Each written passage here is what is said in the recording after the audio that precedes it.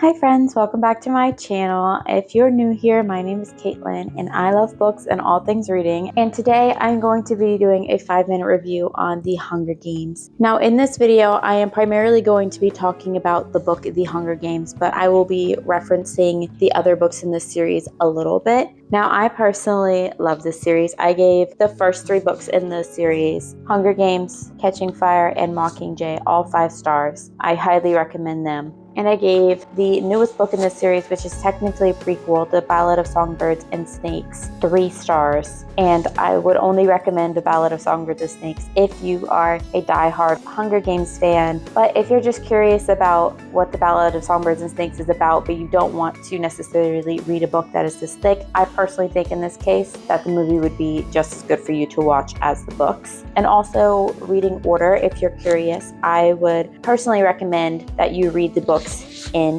this order, even though timeline-wise, Ballad of Songbirds and Snakes is a prequel. I would personally recommend that you read the original trilogy first and then the Ballads of Songbirds and Snakes last, for 2 reasons. One, there's not that much world building in the Ballad of Songbirds and Snakes because this book was published much later, and Suzanne Collins is assuming that most people that are reading this book have already read the original trilogy. And secondly, I think that the original feel of what the Hunger Games was like in this book, you may not appreciate or understand as much if you have not read the original trilogy and have seen what it has become over the past 60 years or so. So that's my little disclaimer about reading order. But like I said, in this video, we are primarily going to be talking about the original Hunger Games book.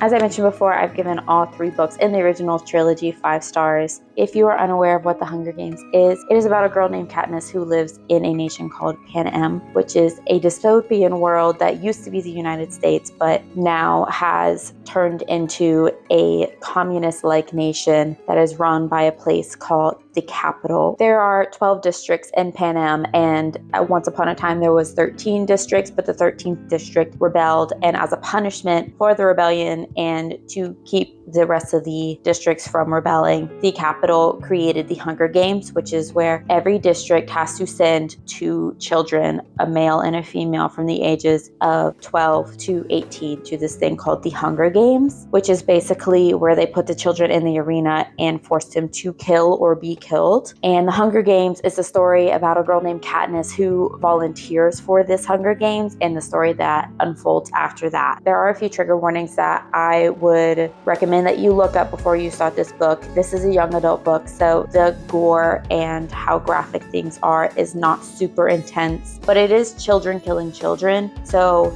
if that's something that would bother you, or just having any gore at all would bother you, then I would definitely recommend being cautious going into this book. But it is written in such a way that it's not going to be overtly gory, although Suzanne Collins does get the point across without making it grotesque. One of the things I love the most about Suzanne Collins' writing is the main character herself is not necessarily one for flowery words, and so I think she matches the personality to the inner dialogue of the character very well. And I think Suzanne Collins did a very excellent job of creating characters who you love, but they are not characters who are over the top. They are people who you can see have very major flaws and who sometimes can annoy you or you don't see eye to eye with. In the end, you really do care about them and you really do love them. And because of that, you don't want to see them in pain. You don't want to see them hurting. Katniss, who is our main character, is one of those characters who I love dearly and I wouldn't want anything really bad to happen to her, but you see such painful things happen to her over and over again. And in the latter 2 books, you see the effect that being in the Hunger Games has had on her mental health, and you get to see her have to walk through painful situations again and again, and how it damages her psyche and how she pushes through and keeps going. And I think that what Suzanne Collins has done with PTSD and how people can cope with it was done very well. I think one of the more interesting facts about the Hunger Games is that it has had this radical impact on culture. Jack Edwards, and if you don't know who that is, he is what we call the internet's resident librarian. He has proposed that that The Hunger Games may eventually become a modern classic because of the impact that it has had on culture. For instance, when someone says that person looks like they're from the Capitol, or that outfit looks like it was made in the Capitol or for the Capitol, then most of the time people know exactly what you're talking about. You don't have to go back and describe what the Capitol is and what that means. It's had such a mark on culture, and enough people have seen the movies or read the books, or at least have a general knowledge of what it's about, that they understand what you mean when you say that person looks like they're from the Capitol. And then lastly, there have been phrases from this series that have entered our lexicon. For instance, "May the odds be ever in your favor" is a phrase